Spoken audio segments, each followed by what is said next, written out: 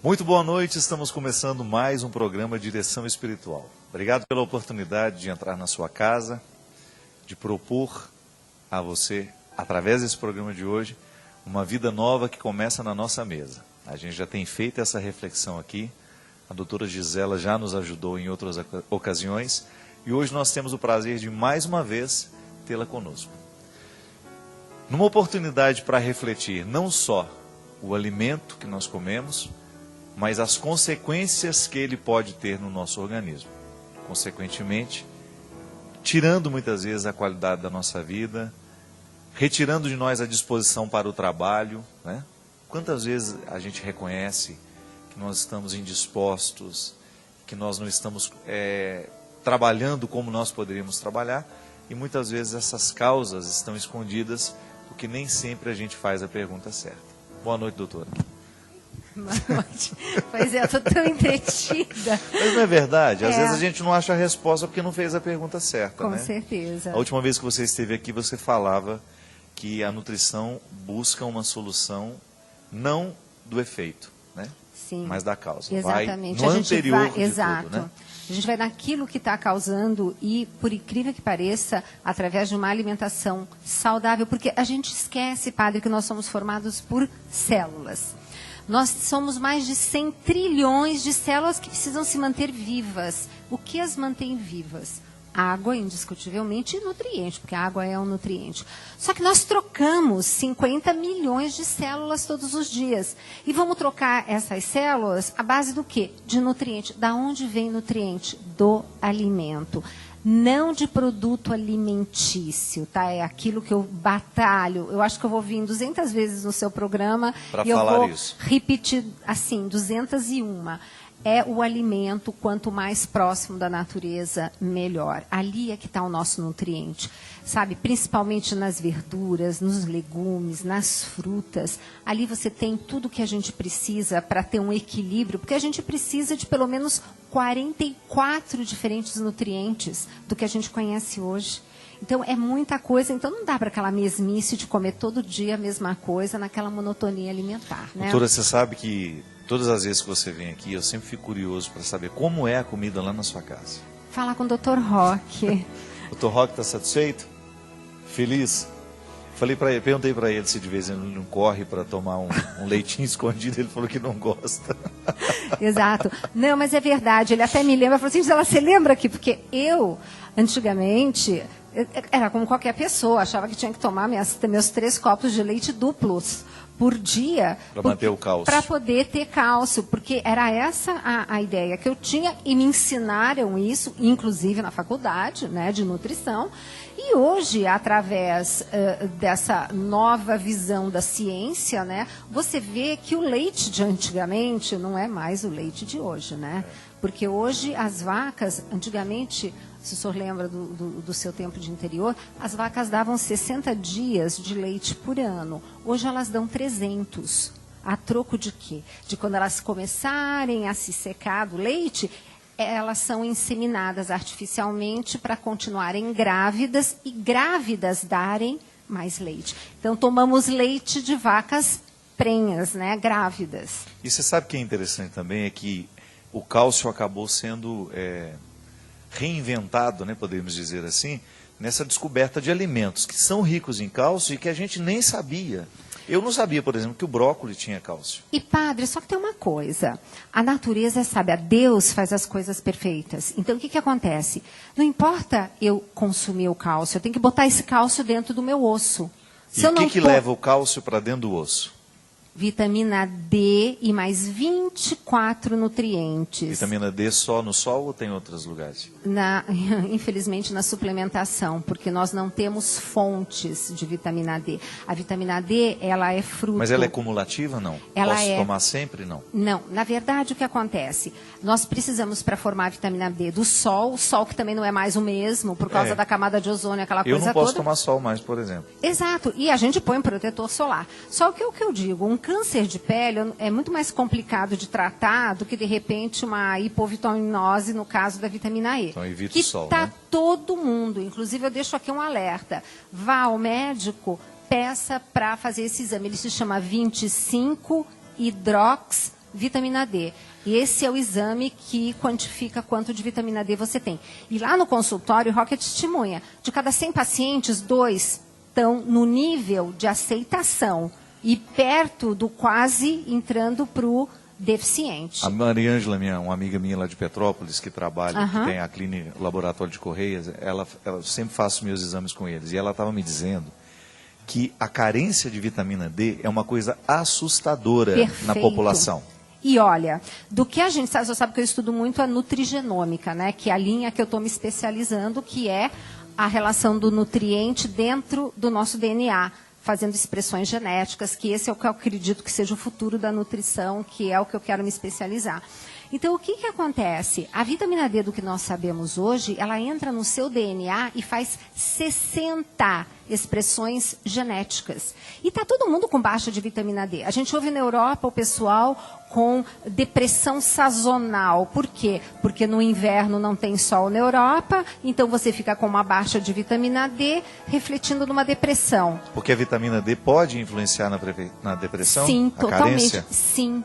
E uma série Olha, de gente, outras isso é coisas. interessante, hein? É muito importante. Sempre gosto de dizer isso. Existem depressões que são químicas. Isso. Não são, eu não tenho motivo para estar deprimido. Então, tem que fazer um exame de sangue para poder investigar se você não está ausente ou carente das substâncias, dos minerais, exatamente, que são responsáveis pela disposição, pela alegria, né? Exatamente. Porque a alegria é química. Exato. O amor é químico, tudo Exato. é químico. Então a gente precisa estar muito atento, porque tem muita gente deprimida porque falta vitamina D. Estou dizendo isso porque a Mariângela me deu essa informação que você agora tem corroborado. E eu achei muito interessante, porque eu nunca tinha me atentado.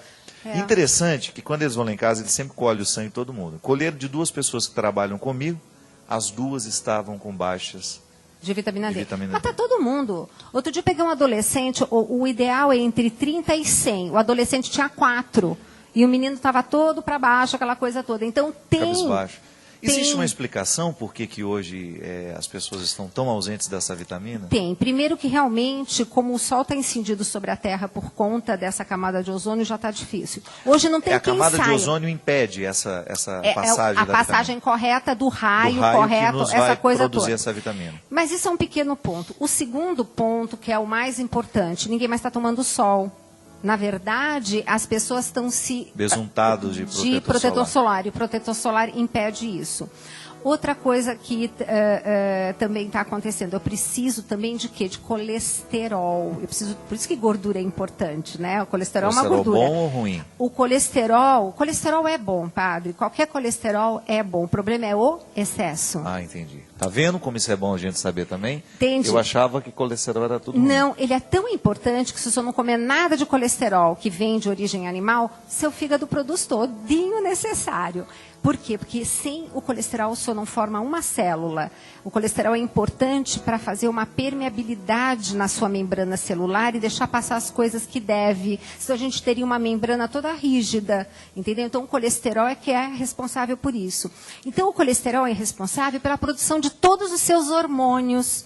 Então, além disso, quando o sol mais o colesterol na sua pele, forma a tal da vitamina D. E hoje nós estamos com uma falta imensa de vitamina D. A tal da vitamina? Então, no caso, eu posso tomar uma cápsulazinha como recomendação médica? Não. A gente tem que fazer o seguinte, tem que ver sempre assim, o que o senhor está precisando.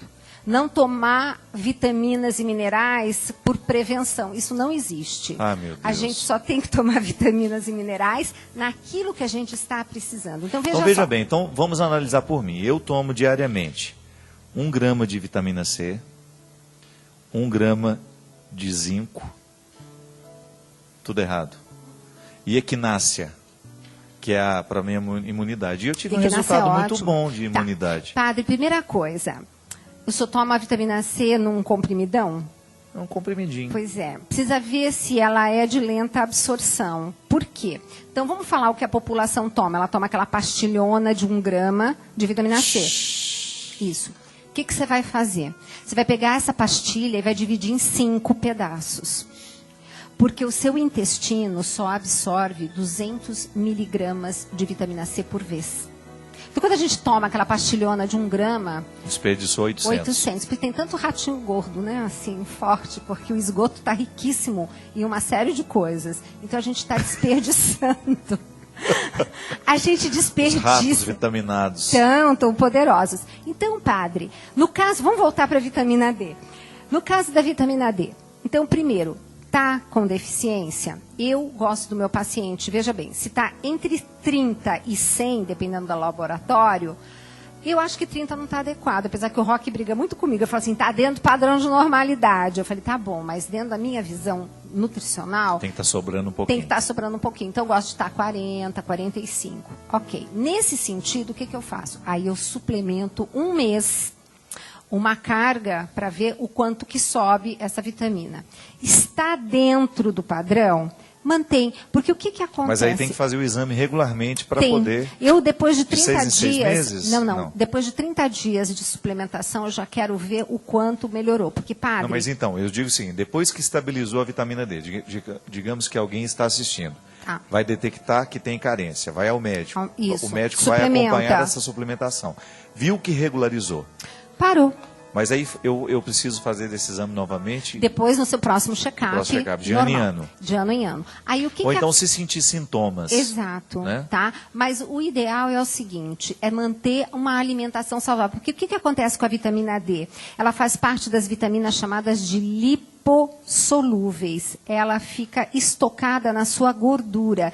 Então, por isso que gordura corporal não é do mal. De todo ruim. Entende? É lá que eu vou estocar. Então, quando eu estou comendo, digamos assim, alguns alimentos, e no caso o senhor falou da cápsula de vitamina D, e eu vou dizer, não, o senhor vai tomar vitamina D em gotas e gotas oleosas. E nas refeições em que tem a gordura. Porque senão através... entende? Então, por isso que é importante a gente ter gordura, uma gordura do bem naquela alimentação. E na quantidade certa, né? Para não ficar sobrando. Exato. E aí o perigo de estar tomando algumas medicações que fazem a gente eliminar a gordura de vez do organismo. Inclusive, uma coisa que eu mando o paciente fazer sempre, olhe o vaso sanitário, que a gente já conversou sobre isso, o produto final lá no vaso sanitário. Boia não é para boiar. As fezes têm que ir para o fundo do vaso. Porque se estão boiando, você está excretando gordura. E nessa gordura está toda a vitamina A, vitamina D, vitamina E e vitamina K. Entendeu?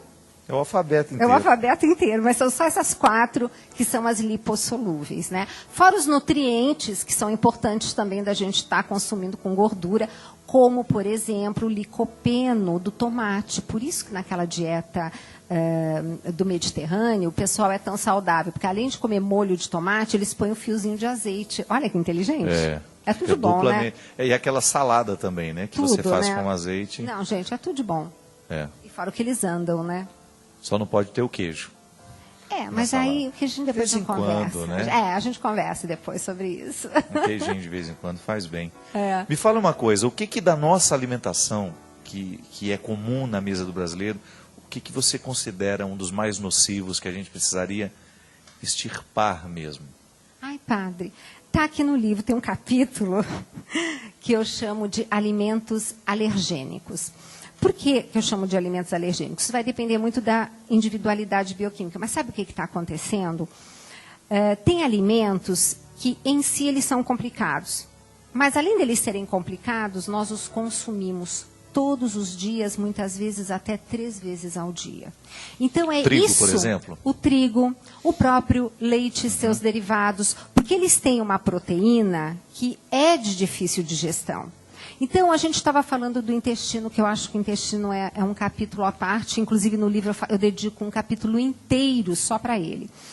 O intestino, ele é uma parede que separa aquilo que eu vou excretar e aquilo que eu vou absorver. Você me falou, em uma outra ocasião, que quando a criança está sendo formada, existe uma... Você Achei muito interessante aquilo. Você tem folículos embrionários, né? Daí, tanto que no livro eu coloquei uma figurinha com uns folículos embrionários, porque senão a pessoa fala, o que é isso, né? Então, é aquele óvulo que vai se formando e vai se dividindo. De uma daquelas divisões, uma hora sai o cérebro, que vem cá para cima, e o intestino que vem cá para baixo, Olha que interessante. na fase embrionária. Então, eu tenho aqui para cima sistema nervoso central e eu tenho aqui embaixo sistema nervoso entérico. Todos os neurotransmissores que eu sintetizo no cérebro, todos eu sintetizo no meu intestino. Eu tenho mais neurônios no intestino do que na medula. E de 50% a 75% do disparo do gatilho para o sistema imune começar a funcionar partem do intestino. Gente, o intestino não pode mais ser olhado como um grande órgão excretor apenas. Ele é o nosso segundo cérebro. Então, olha só, ele é que vai definir o seguinte. Primeiro que é lá que é feito digestão, não é no estômago. A absorção de todos os tudo, digestão, que é lá. aquela tesourinha que corta aquele colar de pérolas que eu já mostrei aqui. E a absorção é no intestino. Então, o intestino, ele tem a capacidade, ele tem que ter essa capacidade de olhar para aquilo e falar assim, você é nutriente, entra, você é tranqueira, sai. Que foi, padre? Eu gostei da... Pois é, a capacidade seletiva... Ele é seletivo, né? Seletivo, a beça. Então, para isso, eu tenho que ter um intestino saudável como? Eu preciso ter uma parede intestinal íntegra, os tijolinhos todos grudadinhos, com cimentinho bem bonitinho, grudadinho um do lado do outro. Eu tenho que ter aquela chamada microbiota, que são aquelas bactérias intestinais. São aquelas que a gente toma vivo. Os lactobacilos, não? Mas não vindos do supermercado. Entendi. Tá? E sim de farmácia de manipulação. Isso porque essa palavra me assusta, lactobacilos vivos. Tenho medo disso. Pois é. Então, o que acontece? Primeiro que eu não sei se no transporte desse lactobacilos dentro daquele produto... Foram assassinados no trajeto. Morreram. Aí, fora isso, será que não acabou a luz no supermercado à noite por alguma razão? Por exemplo, em que alimento eu tenho fonte de lactobacilos vivos que não seja os do supermercado? Pois é, na verdade, o que nós temos que fazer? Nós temos que cuidar muito bem da família que nós temos, tá? E hoje em dia nós temos esses lactobacilos, na verdade, na forma de pozinho que você toma e você recompõe a sua microbiota. Mas eles são, na verdade, padre, uma grande família. Que como toda grande família, tem os bons e tem os não tão bons. Mas eu preciso Você deles. sabe muito bem disso. Não é verdade? Todo mundo que assiste Todo sabe. mundo tem. Só que assim, eu tenho que ter os maus? Sim, mas quietinho no cantinho deles. Exato. Repensando a sua ação. Eles precisam estar lá, cada um tem uma função, mesmo eles. Então, mas o que acontece? Os bons têm que estar em maior quantidade. Por quê? Porque aquela fibra que o senhor comeu no seu alimento, que não foi digerida, porque não era para ser digerida, é a celulose, é fonte de alimento, isso só vai adorar, é fonte de alimento para eles, eles comem. Os bonzinhos. Os bonzinhos comem aquela celulose, fermentam, e ao fermentarem, produzem o alimento da sua parede intestinal. Então, quem é responsável pela qualidade, da permeabilidade, da seletividade dessa parede, são as suas boas bactérias, tá? Tudo bem. E quando elas fazem essa fermentação, elas acidificam o meio ambiente e matam o excesso das más. Porque elas competem ambas pela mesma cadeira. Uma sentou, a outra perdeu. Então, é assim que a ordem é estabelecida no nosso intestino. Bom, mas aí a gente começa a comer uns alimentos que a gente não consegue digerir direito. Por quê? Porque o estresse que nós falamos no programa anterior, além de tudo, ele produz uma série de radicais livres. Esses radicais livres, para eu conseguir equilibrar no meu organismo, eu preciso desviar zinco, tá? Então, eu começo a desviar zinco das funções habituais dele para poder acudir os radicais que são do excesso de estresse. Então, eu gosto de usar a seguinte imagem. É como se meu corpo, então, entrasse numa guerra e eu tirasse o padeiro da padaria e mandasse para a trincheira. Então, a cidade está guardada, mas vai ter pãozinho na cidade? Não. Então, quando eu estou desviando o zinco para essa função, eu estou desviando de uma série de funções, mas quando eu estou falando de digestão, eu faço a digestão no intestino e a absorção no intestino, mas tem uma primeira coisa que eu começo a fazer no estômago, que é a primeira quebra da proteína. E para fazer isso, eu preciso de estômago ácido. Por isso, gente, cuidado tomando antiácido de bobeira. Porque, sem necessidade, sem necessidade. Então, a acidez do estômago, porque quando eu estou mastigando aquelas 30 vezes necessárias, né, padre? Sei. Tá melhor de mastigação? Tô um pouco mais calmo agora. Então tá. Quando eu estou mastigando aquelas 30 vezes, a minha língua reconhece quando está chegando proteína no meu estômago e manda essa informação para o meu cérebro. Meu cérebro vai e manda meu estômago fabricar ácido clorídrico para acidificar e liberar e despertar a enzima que vai começar essa quebra de proteína. Só que ácido clorídrico é zinco dependente. Então, quando eu estou com excesso de estresse, por que eu fico com dor de estômago? Porque nada funciona no meu estômago. Porque eu fico com falta de zinco e falta de ácido clorídrico. Então, se eu não começo a quebrar a proteína no estômago, ela vai inteira para o meu intestino e começa a criar aquela desordem naquele local.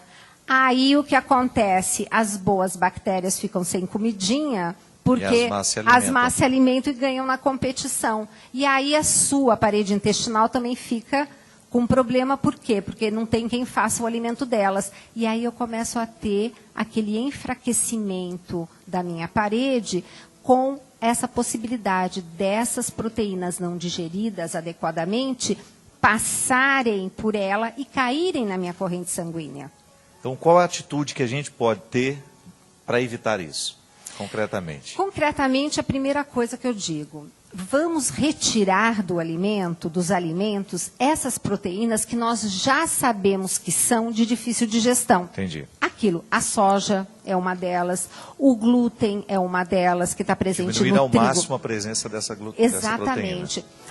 O leite da vaca é também duplamente complicada, a proteína do leite, porque, além do que, quando o leite cai no estômago, ele faz o quê? Ele alcaliniza o estômago, ele é um anti-ácido. O trigo também? O trigo também, nesse caso? Não, o trigo é especificamente por causa do glúten presente no trigo. Exatamente. Então, a soja é de difícil digestão.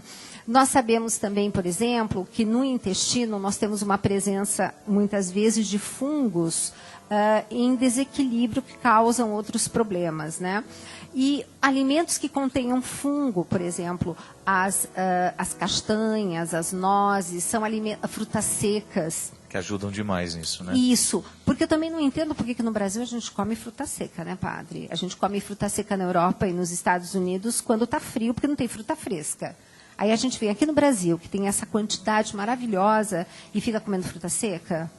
Ah, então não é para comer, não? Não. Achei que era, gente. Achei que você estava elogiando o damasco, a ameixa. Não. Entendi. Não. Eles são... Veja bem, a gente come fruta seca no inverno, numa temperatura baixa e normalmente ambiente seco. Aqui está quente e úmido. Favorece a presença de fungos. Entende? Então, se eu guardar a ameixa dentro, a castanha dentro da geladeira, piorou ainda. Por que piorou? Ela ficou úmida. Não, mas mesmo assim, aí pelo menos no frio o bichinho não se multiplica. Entendi. Mas o que eu quero dizer é o seguinte, o problema também desses fungos é que a gente, quando esquenta, a gente mata o fungo, mas não mata a toxina que ele produziu para se multiplicar. E essa toxina é uma toxina prejudicial para a nossa saúde. Então, é tanto detalhe, não? Tem que ler o livro. Tem que ler o livro. Então, falando do livro, tem um capítulo falando dos alimentos alergênicos, que eu coloquei com esse título.